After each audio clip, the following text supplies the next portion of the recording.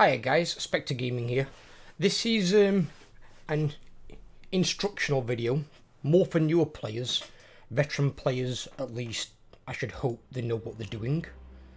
So, this is to basically try and show you how to build an army. And I don't mean what to put in your army, but how to build one.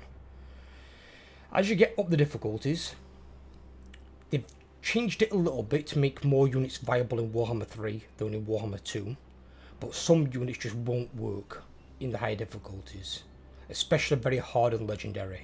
Some may still work in hard difficulty, but some will not work all in very hard legendary. You just need to get them out of your army either as soon as you can or when it's convenient to do so. So, just give an example here. This is on just a new low-key Heart campaign. So, how you build your army is based around two things. Your red tree, or your army tree as some call it, because it's what buffs your units. And if your lord has one, a second yellow tree, the one at the top here. So you can base it around those two things. Now with Dark Elves, I don't like recruiting Corsairs. So although he's got ones that buff Corsairs, I won't take those. I will use these things here, and then that one because it's good and benefits the faction as a whole. So what you want to look at is important, is this red tree. You've always got this middle talent here, and it always requires 6 points be spent in this first section of the red tree. And then your second section, you've only got to spend 1 point. But here sometimes you might spend more, which I'll go on to and show you a little bit later. So example is with Dark Elves, there is now a melee option you can build. So you can take Cold One Dread Knights for like your late game. You can take Cold One Knights for your earlier game. And then, because they're an attacking army rather than a defensive, you take Harganeth Executioners. You can probably take a couple units of Blackguard for your flanks, but they're your attacking unit, your Executioners. So you take those with cavalry as a melee army. The army that I prefer to use personally is Shades. So I take Shades with probably a couple of bolt throwers. So Shades are here on Raid Leader, and then bolt throwers are here on Sheath Master. Now when you go through onto here, you've got your bolt thrower there, and your shades are there. So you'd put a point into each of these if you want to, as well. If you're going to go the other army, then this one has got your Blackguard, your Harganeth Executioners, your Cold One Knights, and your Cold One Dread Knights all in one skill point. So you don't actually need any other skill points in here, unless say you want to flush out the army a little bit and take like a Hydra or something like that, or a Black Dragon. Then you could probably put 1 point in there. Even though your points down here are still buffing your Cold One Knights and your Harganeth Executioners, because they make up the bulk of your army. You're not looking to take 3 points in here to buff like the odd monstrous creature, the odd dragon or odd Hydra. You could put a point here because you're only spending 1 point. You're not spending 3. So you've got to think, although you've got 50 points now as opposed to 40 in Warhammer 2, you've got more to spend. You don't need points in everything. And I've seen some people's trees, and I've even got some friends who are new to the game, and they've got points in like 4 different trees of this, and not all of them are complete. Some's like 1 or 2 points. It's a waste of talent points. You're just looking to max out 2 of these in here to 3 points. Here is where you can spend a bit more, but again you still don't need a point in every single one. It's not efficient to do so. And then you build your army around this red tree. Now, some factions of the game need to go into the red tree really early on. If you've got strong units, like the Dark Elves have, you don't need to go into your red tree straight away. So you can usually go down your blue tree route, and then usually I'll go red tree afterwards, unless my lord's a bit on the weak side. Then I'll go yellow tree and buff the lord. Example of a faction that would go down the yellow tree route first would be something like greenskins, because greenskins, as I generally do, is the most effective army that I've built, is I would build skulkers. So if I was going to go on here, start a new campaign, let's go greenskins, let's go Grom. So this, again, this depends from faction to faction on what you want to put in your army. You can probably build a workable Black Orc army now with some stuff. The problem is with greenskins, they have no really decent cavalry. Their cavalry are all kind of shit. So you've not got anything fast for your flanks. So you'll still partner up Black Orcs with some nasty skulkers, because you use nasty skulkers with the Vanguard and Stalk to take out enemy range units, while your Black Orcs mess up the front line. But me personally, because they're cheaper and you can have more armies of them, and the goblins actually are ridiculously strong in the hands of the right commander. So Grom makes them the strongest by far, Skarsnik makes them cheap. So an example here, since I'm going to be using goblins first, I'm going to go straight into here. I will take the first point in the blue tree, but then I'll max out Dagobos, because it buffs all goblins and night goblins. I'll then take 3 points in the big lads, because every now and then I might have a unit of stone trolls in there, or an Arachnarok spider, something like that. Just for a bit of flavour, a bit of fear or terror causing, and maybe as a siege attack if I need one. Something like that. And then, obviously in here, I go for the sneaky stabbers. Now some units, like goblins here, get really strong rank 7 talents. Like in this case, 10% physical resistance. They can get 5 from the tech tree, 10 from there, another 10 from Grom. So there you're talking 25%. And then you can get 12% more, I believe it is, from his Cauldron. I forget which one it is. Not played Grom since Warhammer 2. It's been a minute. There we go. So 12% physical resistance for goblins, night goblin, infantry units, and that's all armies. So you can have that on top. You're approaching 40% physical resistance. I do think Grom's initial one, like there, physical resistance 10% for goblin units, only benefits Grom's army. So his army will be slightly tougher than other armies.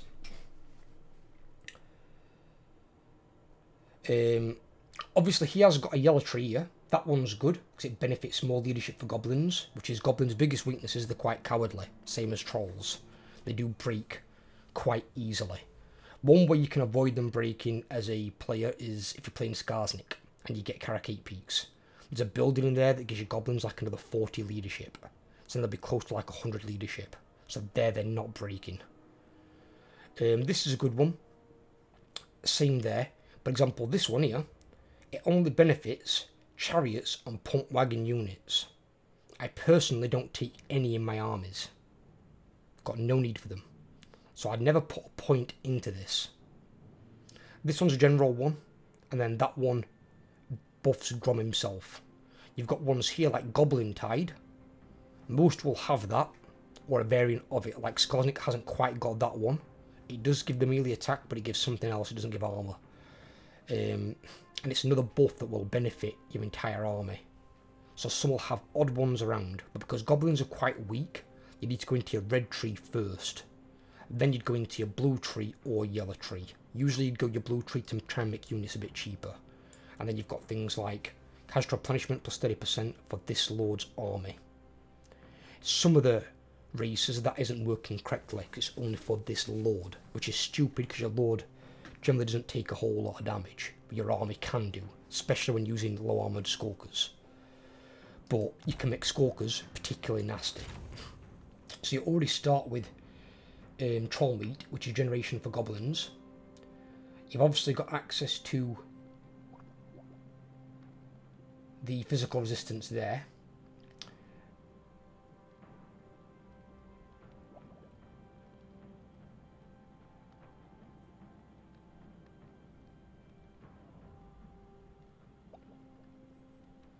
You've then got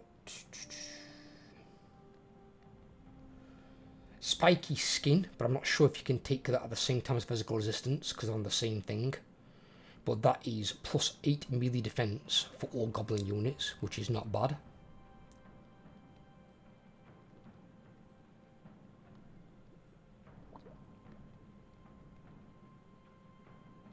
And then the last one is that one, Hell Pepper Shrooms. So it gives Frenzy to all goblin units as well. So you can have Regeneration, Frenzy, 12% physical resistance, and 8 more melee defense for all goblin units across all your armies. So he's got 4 very potent buffs there that you can give to an already nasty unit of Skulkers that punch well above their weight. And because they're quite cheap, you can have a fair number of armies of them. It's just another example of one of the ones that you can do. If you were playing, say, Warriors of Chaos don't need you to go down the red tree straight away, because they've got quite strong units, with the exception of the Marauders. So they have units that can hold their own. Once you've got like Chaos Warriors, they're pretty good. Because you're using a tier 2 Goblin unit in the form of a Skulker, they are very, very cheap by comparison to things like Chaos Warriors, and can be made even cheaper. But it's the abilities of this unit that makes them so potent. Because they've got Armor Piercing, Vanguard, Stalk. They've also got Opportunistic Murderer. So they get another 40% on piercing weapon damage and 12 more melee attack if they're winning while they're in combat. And as you can see there, 75% of their damage is armor piercing damage. That's quite a lot in ratio. Comparing it to other armor piercing units, they do quite a lot of damage. And these stats are a basic Skulker. They can go up really high. At rank 9, they're like over 50 melee attack. And then you can pop things like Smash 'em Faster, which is a skill you can have at the end of the red tree from your lord. Well, actually, he's got a different one. He's got the Great on his ear. He's actually better. He's got base weapon damage, melee attack, and 8 leadership. But normally you have Smash 'em Faster. You can also have that on Black Orc big bosses. Your Riverhag Trolls, like this one here, she has this little item. Attacks cause horrible smell, effect reducing leadership. Then you've got Teach 'em Right. And then I think naturally, she has this one here. Overwhelming Odor. It's -6 melee attack. Within 35 meters affects all enemies. So you're making your enemies weaker. And that's how you also use your Orc Shamans and Goblin Shamans. Because you have Goblin Great Shamans to lead your armies. They'll eventually get Ragnarok Spider, which is a good unit. Makes your general quite tanky. Gives him a large health pool, a lot of armour. It can be somewhat okay in combat. You just gotta be careful who you put him against. Don't like put him up against like Grimgor or Ungrim, because they'll still fuck you up. But they have spells like Itchy Nuisance, which debuffs all the enemy units, making them have a harder time hitting you and dealing less damage. You've then got Here We Go for the Orc Shamans, which gives like 40 more melee attack to all units in the area of effect that you cast that on. If Skulkers are already at almost 50 at like rank 9, you're talking having like close to 90 melee attack, and they can probably get over 100, because I think I've had mine at over 100 as well. So then all of a sudden you've got Skulkers basically dual-wielding little lightsabers. They're basically an army of Yodas. They're just going to cut through things like piss through fucking snow. So it's what you want to put in your army. Some armies can work, like another one that we've tried before that does work. It's here and there. Is you can take Stone Trolls. Reason for Stone Trolls is because they're resistant against missiles, which is these guys here. They've got 25% missile resist, and they've also got 70 armour. So they're quite tanky for a troll. They've still got low leadership, which is where the second part of the army comes in. The second part is your Rogue Idols. Rogue Idols normally you don't take because they're quite expensive. and they are very, very slow. So you're not going to be chasing down any melee units with them. But that's why you've got trolls, because trolls are a lot faster. But they are unbreakable, and they are one of the best line breakers in the game. They do a lot of damage. But the reason you take them is for that. Spirit of Gork is +4 leadership, effect range unlimited, duration unlimited, affects all allies in range, enabled hit points greater than 25%. So as long as he's not below 25% health, that's in effect constantly. So what you do is, you take 3 or 4 rogue idols in your army to combat your trolls' low leadership. Because if you have 3, that's 12 more leadership. You have 4, that's 16 more leadership. So you kind of get where it's going. So your stone trolls have only got 45 leadership. So they've not got a lot, but bear in mind that's rank 0. So leadership does go up every time they rank up. So it's going to get above 50. I think it gets above 60 by the time they rank 9. So with 16 more on top, you're talking mid-70s. That's not bad. Obviously, you can always take a few more rogue idols in there if you want more. No, there's nothing against it. You can then also take heroes like Black Hole Big Boss that has good leadership and have his leadership increasing effect and stick in the middle of all the trolls to keep them from routing and stuff. So there are ways to make a few viable armies, but not all armies work. For like Greenskin, I don't ever recruit from this tree. And I don't recruit these units on down. I might take some Ragnaroks every now and then because they're very good. But I generally don't recruit these or those. I don't usually recruit Giants either because they're too slow. But Giants, if they can get there, are again a very good line breaker just like the Rogue Idol. Not as good as the Rogue Idol, but they're pretty good. So you've just got to tailor it to what might work in an army and find out what gels, what will work well together. If I go into, let me load. Example, if I go on my Itza campaign, so there's a few different ones on here that you can use.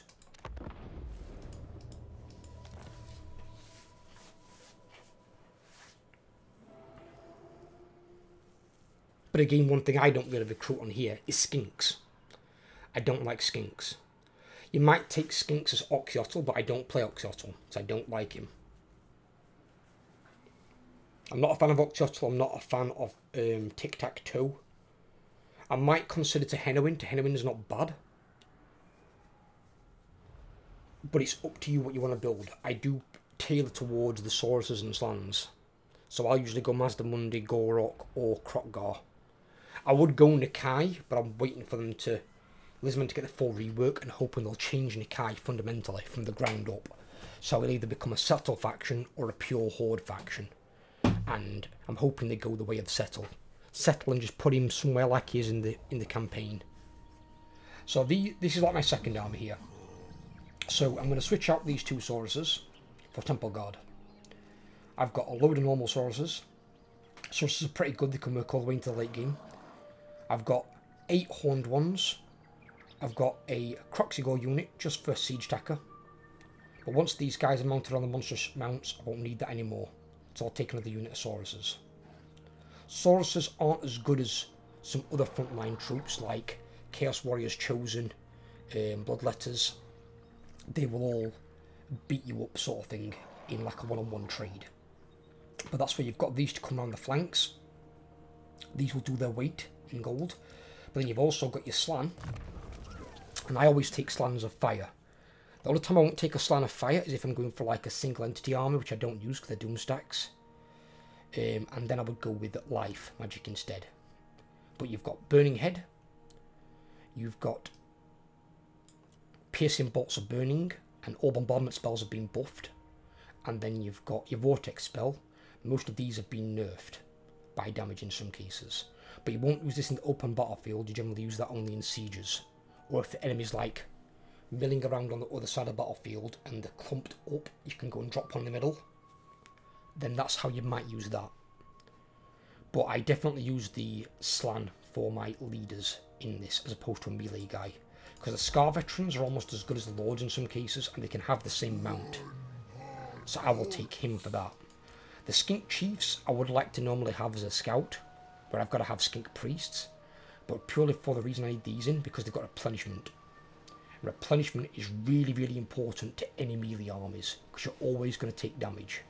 You don't need this as much in a ranged army, because you won't be taking that much damage. Most enemy armies will break en route to get into combat with you, and if they do get into combat, they might only get into combat with a few of your front line, and if you've got decent troops or decent front line units, they won't get past them, not before they break and the battle's over. And then you've got little sneaky stuff like this guy. He can have a Stegodon, ancient Stegodon mounts, which makes him fucking really good, to be completely honest. But the little bugger can also have Stalk as well as Vanguard from these two abilities here, and he can have that while being on a monstrous creature. So you can send this guy in through like a gate where your army's like other side of the city, send him in to go and capture points. They want to go and try and fight him, you have a decked out Skink Chief, you can give him magical items and make him even more badass, and then he's on a bloody Stegodon mount. He'll take on fucking units, and people will struggle. Unless they've got like really decent anti-large units, they're going to have a hard time.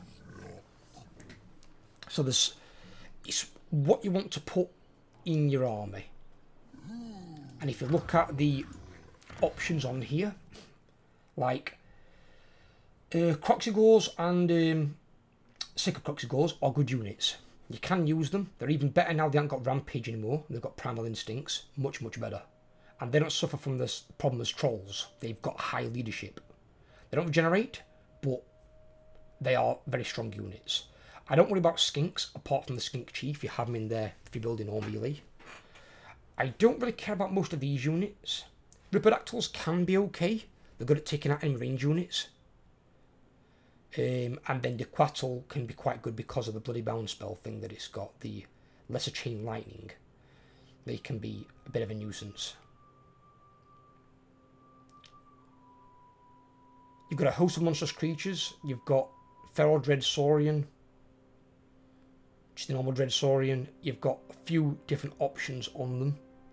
Again, these are more like your rogue idols. They're very strong but very slow. Well, not very slow, but they're slow enough. And then you've got rest of your monsters over here. But you're not going to... You can build an army of all monsters, obviously, but it's doomstacky. I prefer not to doomstack it because it requires less skill to play the game. You're basically just driving down the difficulty then without actually doing so. Because you're just playing with an army that almost nothing can beat.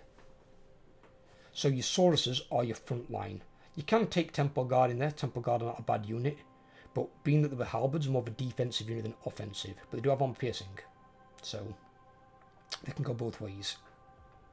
You've got your Cold One Riders and your Cold One Spear Riders. I usually take Cold One Riders so they're not shot cavalry, so they can be left in combat and they can do the work. And then when I've got the money I afford, I get my Horned Ones later on.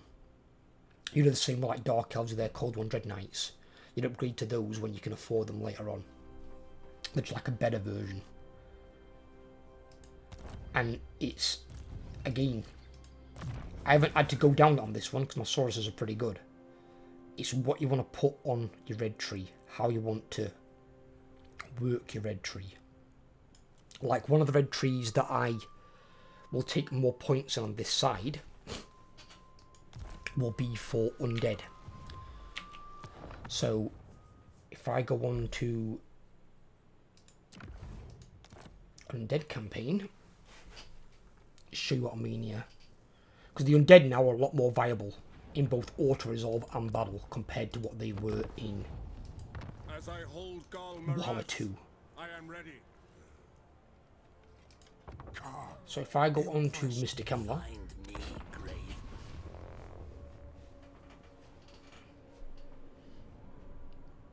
because in the old one, with Undead, you pretty much had to build skeletons. And you can build a zombie, well not a Doomstack, but you can build a zombie decent arm with Helm and Ghost, because he buffs the fuck out of zombies. And most of his buffs are faction-wide, they're not just his army. Like, for example, with Grom, where he buffs goblins that bit extra. That's just his army. Helm and Ghost buffs all armies. Now zombies are still really weak in auto-resolve, so they can be beaten. So if you do have armies of zombies, you're fighting a lot of battles, you can't really auto-resolve that much, because it still registers them as a low-tier unit that's not got much in the way of stats or armor piercing, so you won't get good auto-resolve results for the most part. But a few things I always take in like a vampire count army. I always take at least 2 Mortis engines, because they have their damage that can't be blocked by anything. Not by ward save, not by barrier from Zinch, nothing can block damage from a Mortis engine effect.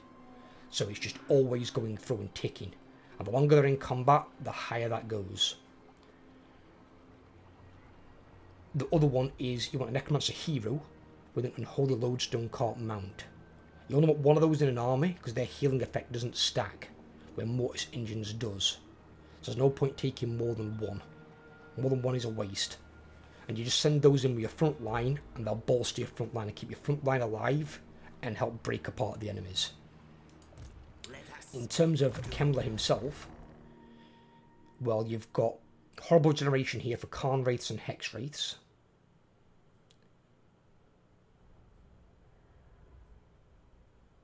You've got Devastating Flanker for Karn Wraiths and Hex Wraiths, as well as some more bonus versus infantry.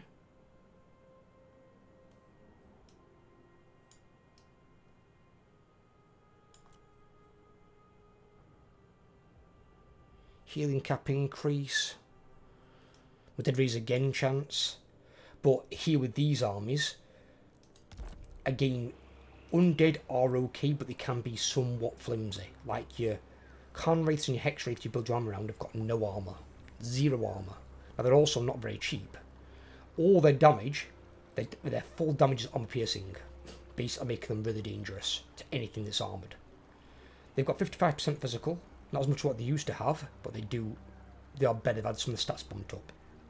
They've got frostbite, so they slow things down. They've all got magical attacks, which makes sense because they're a ghost. They're a magical entity. So they will bypass physical resistance of other units. The problem is if you come up against things like Grail Knights, which Bretonnians have a lot of, or demons, they have all got magical attacks and they will bypass your physical resistance, which other than your melee defense, that is your only protection. So you can find your units getting hurt quite badly against magical attacking units. So that's why you need your Mortis engines in there and your Corpse Cart to keep those units alive.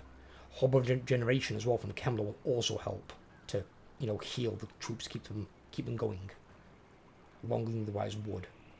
But with these, because they've not got amazing stats, so on here we've got Karn Wraiths, Mongols, Hex Wraiths all in one red skill tree. So literally you just put your 3 points in that. Your other 3 points could go into anything, so I'd probably put it in there because that benefits Mortis engines. And I have 2 of those in an army. Now, when I said I'd come to this part later on where you take multiple parts, so your first skill point here will benefit your Karn Wraiths. Your second skill point there is benefiting your Mortis engines and your Hex Wraiths.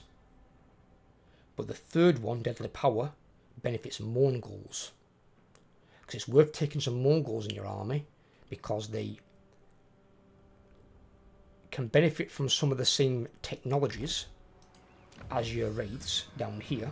So you can get 500 barrier hit points on Karn Wraiths, Mongols and Hex Wraiths with a bigger healing cap by a lot. And Mongols aren't bad in combat either. And the Stalk.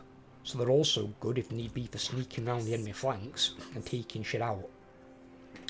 I would say you could use them to enter into a castle in a siege, but I'm not sure at the moment if it's a bug or not.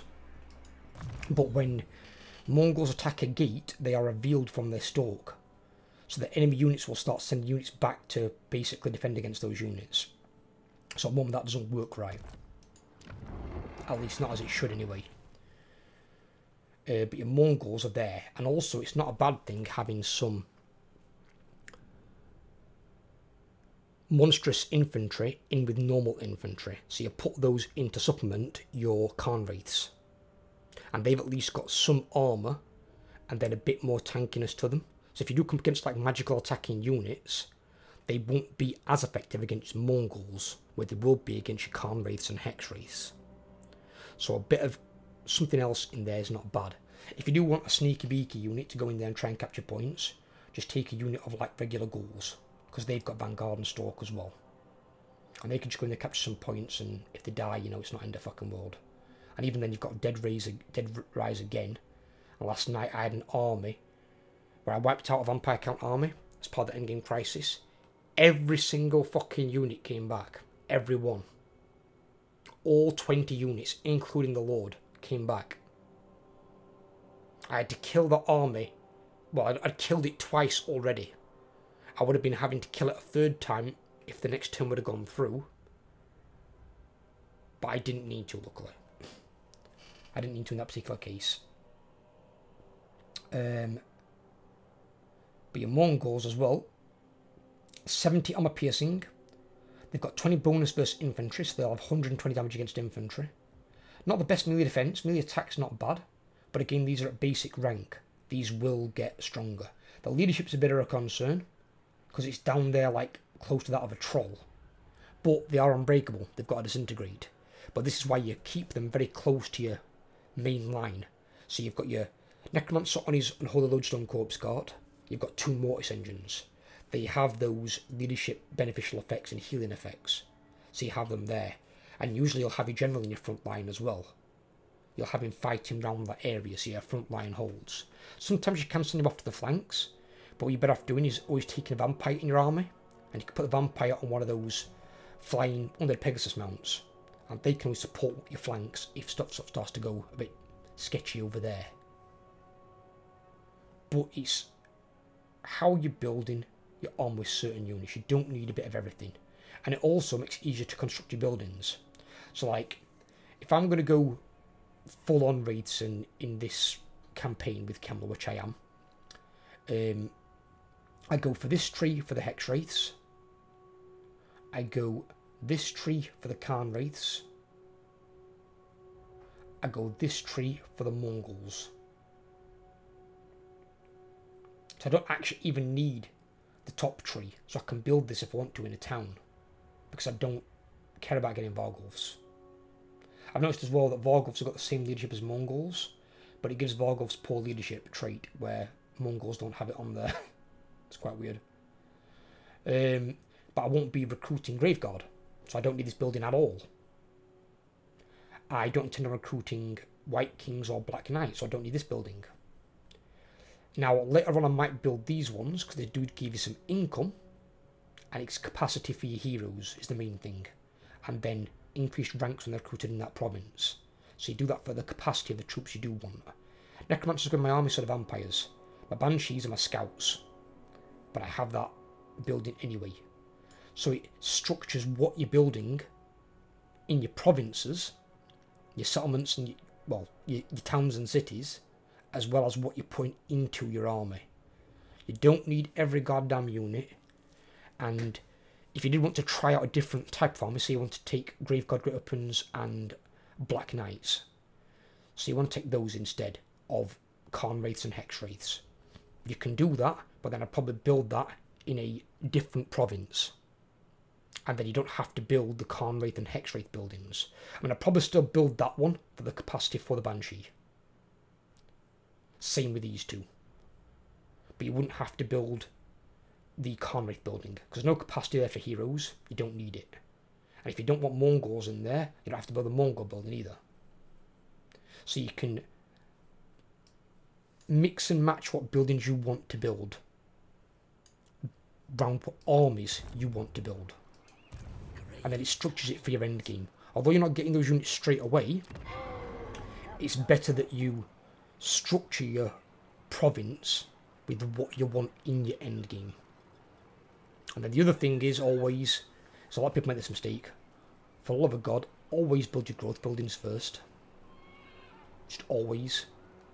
If you have a 3-settlement province like this one's, Blackstone Post, Grungzin and Carrick-Ziflin, I will have the growth building in all 3 of them. And I won't get rid of it until this is upgrading to tier 5. And I'll destroy all 3 growth buildings and build whatever building I'm going to keep in there permanently. But you get your growth to get your stuff rolling. In one of my previous campaigns, I had tier 5 settlements, my Gorok campaign actually. I've got tier 5 settlements where my AI around me have still got tier 3. Because I've built growth in everything. And in Warhammer 2, that would be impossible. you would never get tier 5 before the AI, because they got all the cheats for like extra growth. But because they're not building the growth building as much, and the players now don't need as much growth to get to tier 5, I'm actually outgrowing the AI. Although I don't need units at tier 5, when you get to tier 5, you've got, I think you get a stronger garrison on your main building as you go up. So you get better units to defend your stuff, as well as you're pulling in more money. More money means more armies. So getting this part right is your bread and butter. It's your core. Look at it and think, right, what do I want in my army? So in my undead army here, I'll be having basically 4 units, which is a lot for me. So I'll be having Mortis Engines, Hex Wraiths, Karn Wraiths, Mongols. They're my 4 units. And I can buff them through 2 separate skills in this tree, and then 3 in this tree. And that's how I try and tailor it to build my armies. You get some buffs up here as well, but let's say you pick, like example like Lokia in the first part of the video. Just because Lokia up here buffs Corsairs doesn't mean you have to take Corsairs. And Corsairs aren't very good in the late game. They might be okay in the early game and even maybe survive into the mid game, but they're not going to do very well in the late game against late game armies and late game units. They will get just outclassed. So you need to know what units work. Some of it will come with experience, learning how to play factions, watching guides like this one and other guides. Sometimes you can make chaff armies work, like zombies with Helm and Ghost can work. They're not good in the auto-resolve, but they're strong in the battles because they're bloody hard to kill. Until it gets nerfed at least anyway. Same with like Grom with the Skulkers. That's what we call a crap stack. They're tier 2 units, super dirt cheap, but they perform well above their weight. The difference with the Skulkers compared to zombies, Skulkers auto-resolve really, really well. They're not as strong as zombies in battle, but Skulkers can still perform above their weight. I've had a campaign recently which is on YouTube, which has been played cooperative with my friends. I was playing Skarsnik. Look at the summer battles my Skulkers win. I've been against like rank 6 undead armies from the like end game event, and my Skulkers beat those units. And they're fear and terror causing units. My Skulkers were in there doing the fucking work, and it's because I know how to use them, and more importantly, how to use the abilities of my heroes to bolster them, get the most out of my troops. Crap stacks are generally much harder to use, unless you've got them like fully auto-resolving and everything, than a much stronger on the map army. Like an army of Karn Wraiths, Hex Wraiths is a strong army. That's an army that's going to be strong in probably auto-resolve as well as in your battle, compared to like zombies. Plus you've got more utility. Zombies are really fucking slow. They're very tough, but they're really slow, so you're not going to be chasing down in range units. So if you're playing a zombie army and you fight against Wood Elves might not be able to kill you, but that's going to be the most frustrating battle of your fucking life. So you're basically going to have to sit there, probably in some trees, and just basically just outlast the ammunition. Just heal your troops up and just stay in the range of your Mortis Engines and your Corpse Cart, because you are not catching them. Where a Karn Wraith and Hex Wraith army will easily catch Wood Elves. You just mow them the fuck down. They will not be outrunning 94 speed Hex Wraiths and 48 speed Karn Wraiths. You are going to catch them on the hop. So, also another thing that you can do is, you can tailor certain armies to certain enemies. Personally, I don't suggest this, because it might be good against one enemy, and then weak against 4 or 5 others. Just try and build a good, strong army that will work against almost everything. It might have some more difficult fights against some, like a Wraith army will struggle against demons. Doesn't mean it can't beat them, it's just going to be a harder fight. That's the thing. But then if you want to, you can always build a Graveguard and Black Knight army, and that shouldn't struggle against demons too much. Admittedly, it won't get rid of their physical resistance, like the Wraiths will, but the demons will have a harder time killing the Graveguard and Black Knights as well, because they don't rely upon physical resistance to stay alive. So, just whenever you start a campaign, just take a look at your lord, and sometimes it's always worth just going into, and let's say, I don't recruit necromancers, I recruit vampire lords. I have a necromancer hero. There's no point having a necromancer lord and a hero. So I have necromancer heroes and I have a vampire hero, but I have a vampire lord leading the army, because these guys are very good in combat. So if I recruit this guy, it's also sometimes worth looking at what your generic lords have got for their trees. So like, you know, this guy can get a zombie dragon. Although, ouch. Minus 26 melee defense? Or minus melee attack? That's a lot. Whew. I can only gain back 12 from there. That's a lot of melee attack to lose. Ouch. But see, you can check out things like that beforehand and decide what you want them on. Like the Hellsteed doesn't give you any negatives. You get extra health, extra speed, extra charge bonus. Zombie Dragon, you lose some armor. Armor's not a big deal. Not 20 anyway. But 26 melee attack, that's quite a lot. That's like what you lose in a chariot. So you've got to outweigh the strengths on them. And then you've got this other yellow tree here. You'll have this on some lords, on what they can and can't do. And then obviously you've got magic. I'll be honest, normally I don't take magic on my lords that much, because you don't have to rely that much anymore on Wind of Death. I mean, they've got limited magic anyway. You can't. I'll usually max out Invocation of Heck, and I'll take the Curse of Undeath.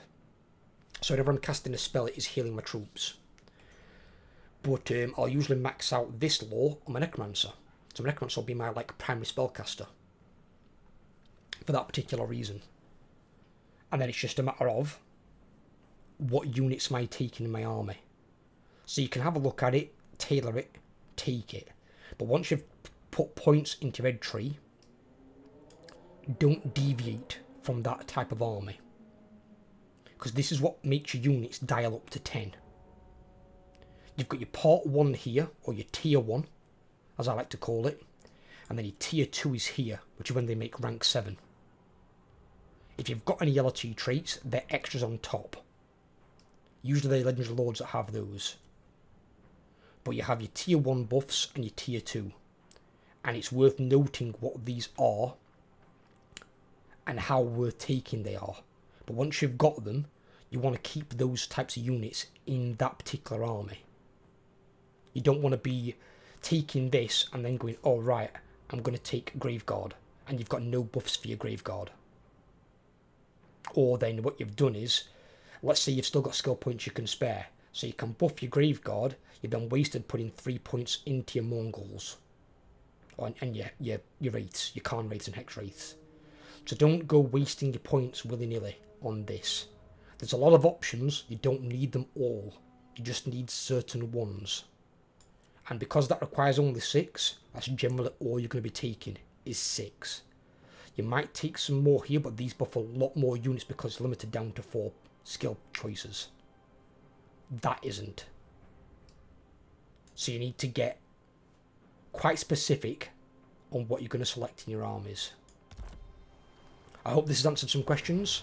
If there's anything you feel I've missed, leave me a comment down below in the comment section and I will respond to you. If you have any other questions, want me to go further into it, either on a certain lord or a certain faction, let me know, and I'll look at getting back to you about that as well. But it's just to help out some new people on what to choose into your army and how to place your skill points. That first tier of skill points, you only ever want 6 points. And to make it more clear, you want 3 in 2 different ones. That's it. The others remain blank. Don't put anything in them at all. These ones, you can sometimes have more in.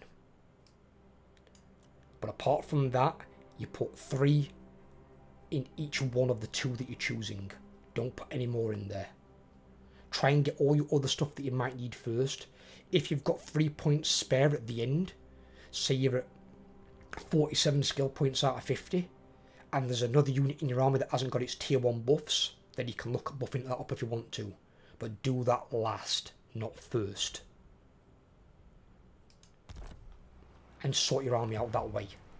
Usually you only have 2 or 3 units in an army, in most cases. As I said, 4's quite a lot for me. You won't normally have 4. For my Chaos army, I've got Aspiring Champions, Chosen, and Chaos Knights. So they're my 3 there. I have got a War Shrine, but I would not waste any points buffing 1 War Shrine. It's not worth it. It's 1 unit. You don't waste 3 to 4 skill points buffing 1 unit. If you're going to buff them, you want at least 3 or 4 of that unit type in your army for them to be worth buffing with your skill points. Because you've only got so many, and you want to make sure they get put to good use. And bear in mind, you have got people like Kemler, where he hasn't got a melee tree, he's pure mage. You've got people that are pure melee and aren't a mage. But you've got some, especially when you recruit like a Vampire Lord, who is both. He's melee and he's a mage. So if you do want some more magic in there, potentially you can take some by structuring your red tree better. Because you don't need every point in this, and you don't need every point in the blue tree. Like this one's 4 points, so I take 4 points in here. So I'll usually take Undying Horde and maybe Children of the Night. It's actually not bad for maxing out because upkeep 9%. So I could probably come back and actually have that maxed out. I'd have 6 points there. You know, Mortal Horror. Lightning Strike's always good to take. Always.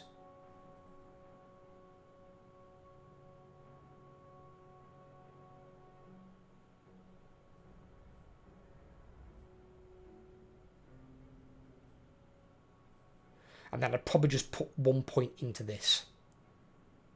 Because you don't really need the growth. You're not going to be sat in your province too long. That makes you procrastinate.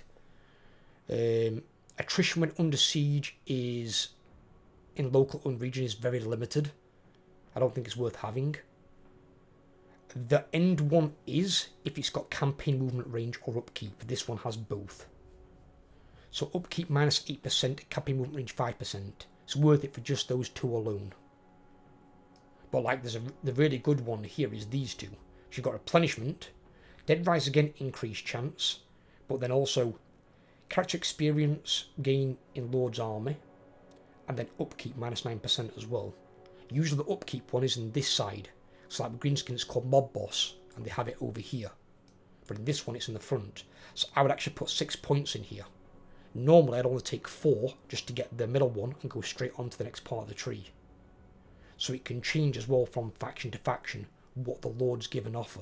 And you've not only got one type of Lord.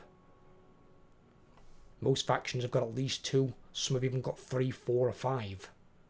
So have a look at what they've got, what you think you might need, what sort of army you're building. If you're building a melee army, things like casual replenishment is always good. Always. Because you're going to take damage every battle. If you always want campaign movement range, whether the army's melee or ranged.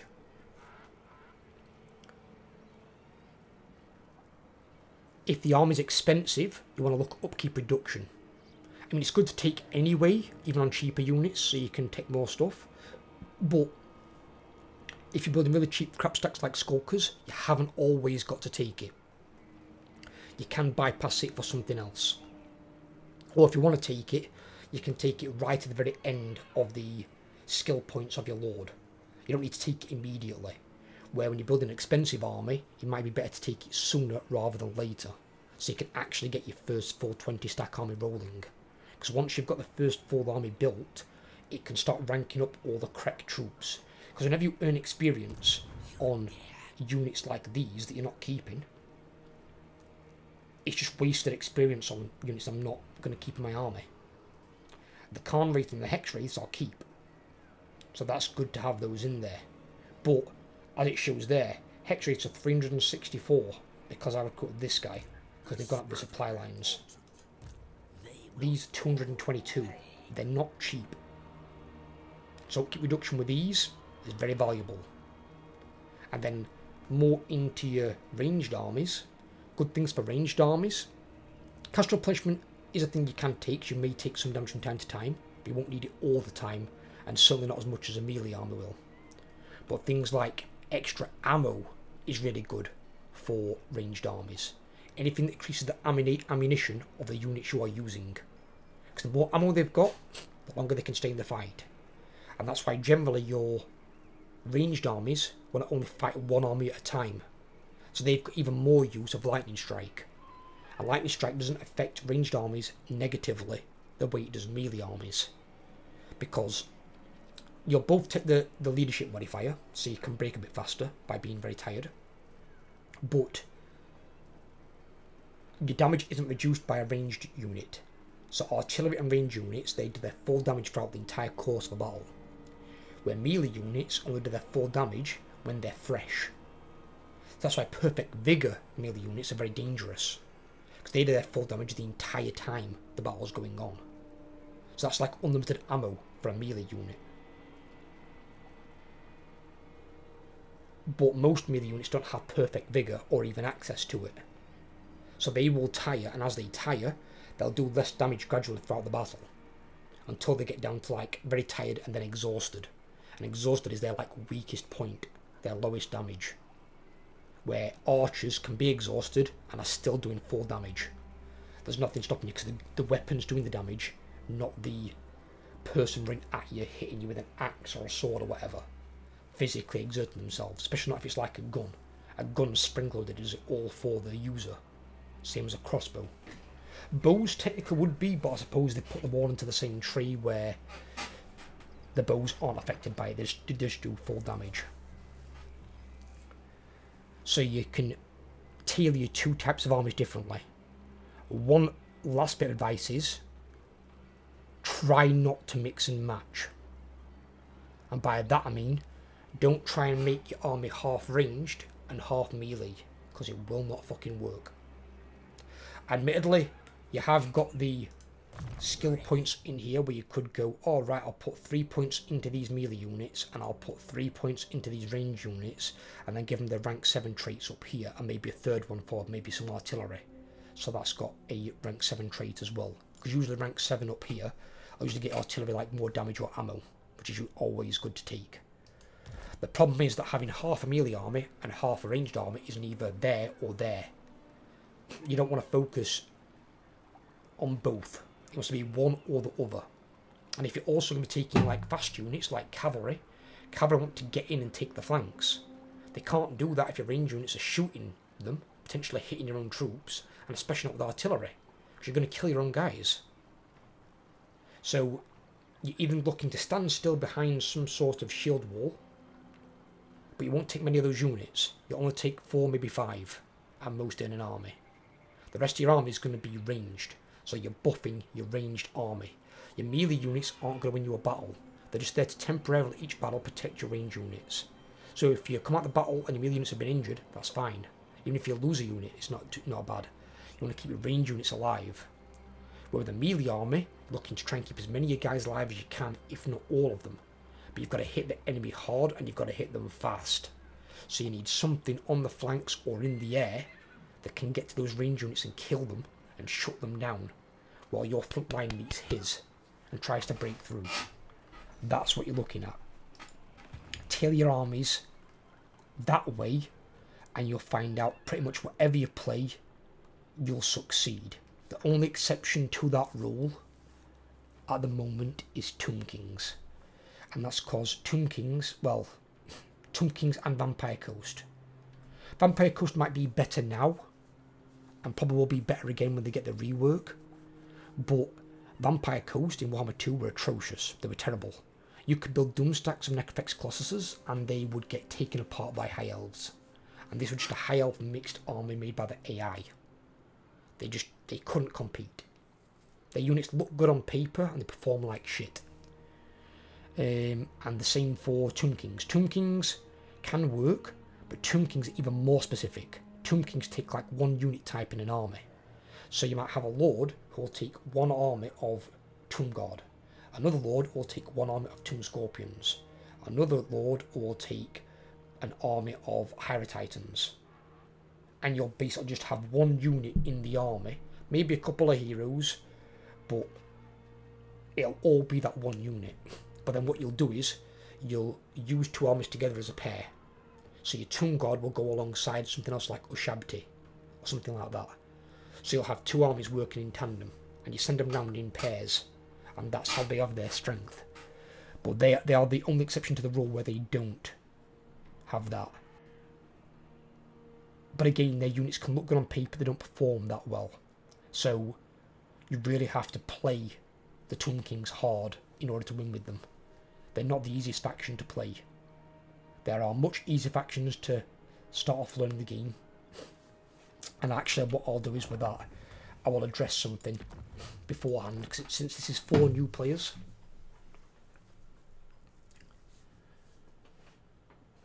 Something I will address here.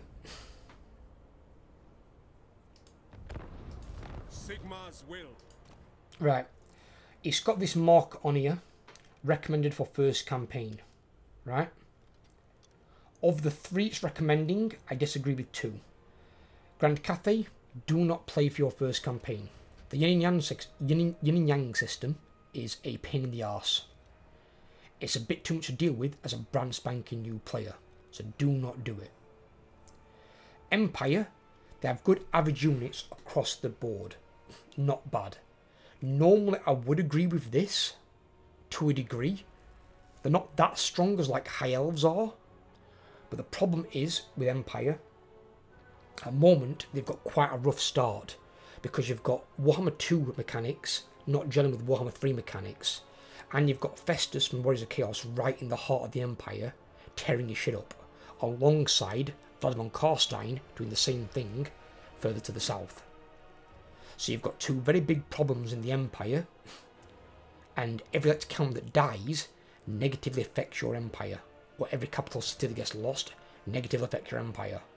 So do not play either of these 2 first. Good first time options, High Elves for good guys, as well as Lizardmen aren't bad, but if you play Lizardmen, specifically play Gorok, Krokgar, or Mazdamundi. If you are playing, another one is Dwarves. Dwarves are still really strong in auto-resolve, one of the strongest factions in the game for auto-resolve. They've got a decent economy. The Book of Grudges can be a bit annoying as a mechanic, but the armies are strong and the economy is strong, which will make your campaign somewhat easier. As for your evil guys, Beastmen are the strongest faction in the game, hands down. Other factions don't come close as of yet. They just need their herd stones changing so they actually have a small settlement battle, which they don't because it's bugged and CA haven't done it right. But they are incredibly strong, but they work as a horde army rather than a settlement army. And then if you're going to go with a settlement faction for bad guys, vampire counts are better now, so you can take some armies with those. Dark Elves are still quite strong. They can build decent armies. Their slave mechanic has been nerfed, so you can't make as much money, but they are still strong. So I would look around at those. So for bad guys, Beastmen, Dark Elves, Vampire counts. For good guys, Dwarves, High Elves, Lizardmen. But Lizardmen specifically, the Sauruses and Mazdamundi. I just think they have better starts for a newer player than the skink guys. Especially not Oxyotl. Don't play Oxyotl for your first Lizardman campaign. That's not a good idea. But the recommended things here, this is done by the devs. Ignore these first 2. Do not trust that at all. Not worth doing. Right, I hope you guys have enjoyed. If you liked, leave a like. If you're new around here, drop a subscription. Or if you're one of my current viewers who aren't subscribed, hit that sub button for me. Take care guys, have a nice day, and I'll catch you on the next video.